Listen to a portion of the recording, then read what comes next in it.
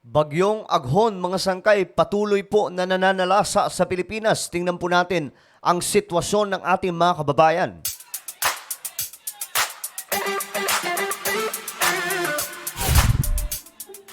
Magandang oras po sa lahat ng mga kababayan natin, sa lahat po ng mga solid sangkay. Mahalaga po yung ating vlog ngayon dahil alamin po natin ang sitwasyon ng mga kababayan natin simula kahapon hanggang ngayon, no? Kasi ang pagkakaalam po natin, marami po ang tinamaan ngayon mga sangkay ng bagyong ito. At sabi po sa balita, lalo pong lumalakas. Bago tayo magpatuloy, paki-subscribe po muna yung ating YouTube channel. 1.22 million subscribers na po tayo dito sa YouTube. So kung hindi ka pa po nakakapag-subscribe, ano mo na ang iyong gagawin para mapabilang ka po dito sa mahigit 1 milyong mga subscribers sa Sangkay Janjan TV. Makikita nyo po yung subscribe button sa ibaba ng video na to. Check nyo na lamang mga sangkay. Tapos i-click nyo yung bell at i-click nyo po yung all. Okay? Click the subscribe, click the bell, and click all. Okay, sa mga nanonood sa Facebook, i-follow nyo po ang ating Facebook page.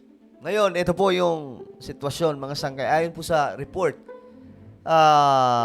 lokasyon ng bagyo ay nasa karagatang sakop ng probinsya ng Quezon. Babaybayin ito ang Calabarzon maghapon. Kaya naman, mag-ingat po tayong lahat. Okay? So, I hope na lahat po tayo mga sangkay maging maingat ngayon kasi, naku po, hindi po natin masabi yung bagyong ito eh. Pwedeng lalong lumakas, pwedeng lalong humina. Mas mabuti yung tayo mismo, marunong tayo maganda at maging aware po tayo sa nangyayari. Kahapon, mga sangkay, ito po yung ganap sa bagyong ito. Isa pong basketball court ang nasira. Ayan o.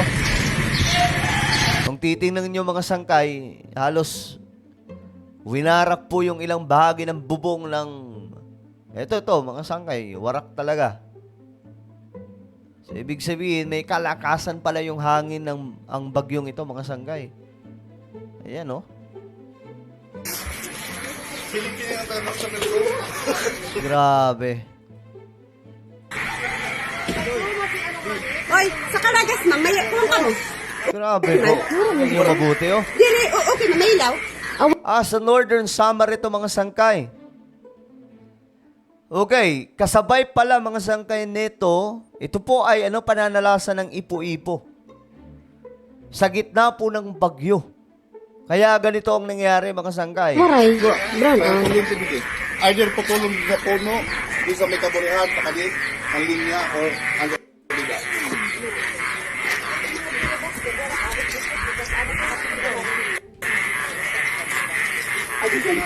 Naku, yung kuryente. Iwan ko lang. Ngayon, ito po yung balita tungkol dyan. Sana ba yun? Ito. Ipo-ipo na nalasa sa Northern Samar sa kasagsagan ng Bagyong Aghon. Ilang bahay at iba pang istruktura ang nasira dahil sa ipo-ipo. Kasabay sa kasagsagan ng pananalasa ng Bagyong Aghon sa barangay Kaburihan, Lavizares, Northern Samar. So kahapon po ito mga sangkay, po dito sa tala ng barangay, 4 na bahay ang totally damaged at 8 naman ang partially damaged. Hindi rin nakaligtas ang covered court ng barangay. Yun po yung nakita natin kanina, mga sangkay. Kwento ng residente na si January Flores, nabigla sila sa pangyayari dahil madaling araw. Uy! Madaling araw pala nangyari to. Bira talaga tong, ay nako. Walang nasaktan sa pangyayari. Pero umaapila ng tulong ang mga apektadong residente. Alright. So yan po. Ngayon mga sangkay, nag-research din po tayo ngayon sa mga ganap talaga. Kahapon, marami po tayong nakita dito na mga, asan na ba yun? Ba't nawala? Wait lang. Sige, wag na natin ipakita to. Okay, eto na mga sangkay. Eto naman, mga netizens to, mga sangkay na nag-upload ng video tungkol sa bagyo ngayon.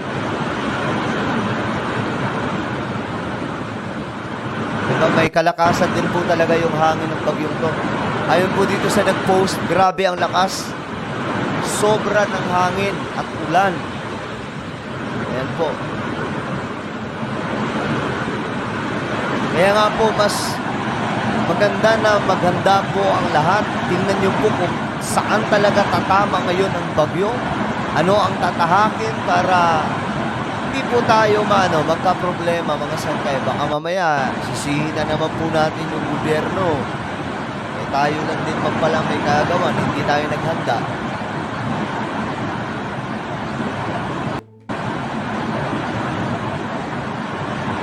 O, diba?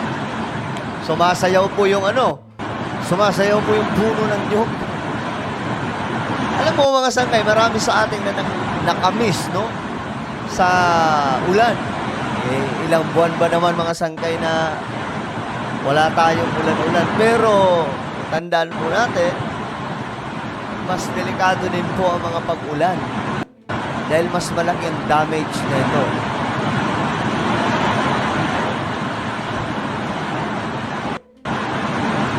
So, ngayon, malakas po ang hangin pala ng bagyong to mga sangkay. Please, mag-iingat po ang lahat. Ito naman, mag-iingat po ang lahat. Sobrang lakas ng hangin at ulan. Oh. Sabi po nang nag-post mga sangkay.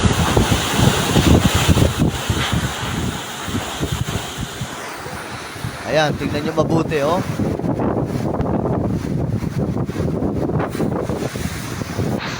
Baha na po. Saan kayang lugar to, no? Ngayon lang yan, ha? Ngayon mismo.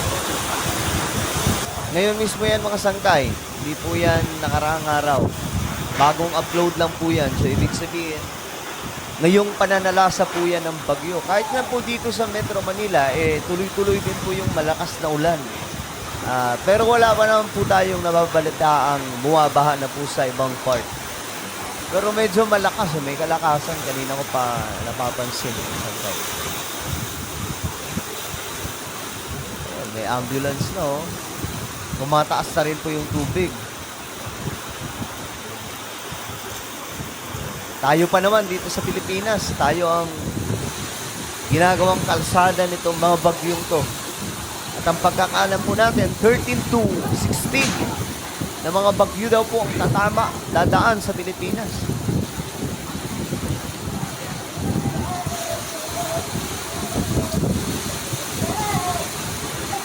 Grabe, oh, may kasama po siyang hangin, ha.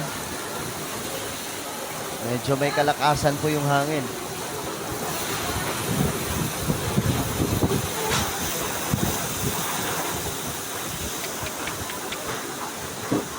Ngayon, ito naman mga sangkay. Tingnan po natin.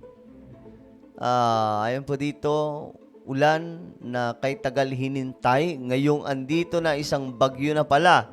Ingat po ang lahat. Ang dami nag-antay ng ulan pero bagyo ang binigay. Pero ang hangin po ang malakas. Ayan guys, may kasamang sa hangin Limbayan pala. po yung hangin. Yan po ang sitwasyon dito sa aming lugar kung saan ako nakatira.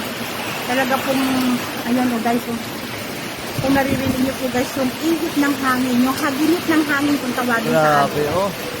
Ayan guys, makikita niyo guys, Ayan. Lakas. Tingnan nyo, oh. Yan po guys. Ingat-ingat po ang lahat kung saan man po umuulan ang mga motorista. Yan may kulog pa po guys. Nakikita niyo. Nanlaglagan na po Grabe, ang lakas, mga oh. mangga. Yan guys. Nabali po yung... Malakas na. Tingnan nyo mabuti. Oy, my goodness. Ingat po ang lahat. God bless po. Yan guys. Grabe, ang lakas ng Hindi bagyo naman to. ganun kalakas ang ulan. Pero ang So, hangin... yung hangin, sinasabayan po ang ulan. Napakalakas mga sangkay. So, mag-iingat po ang lahat.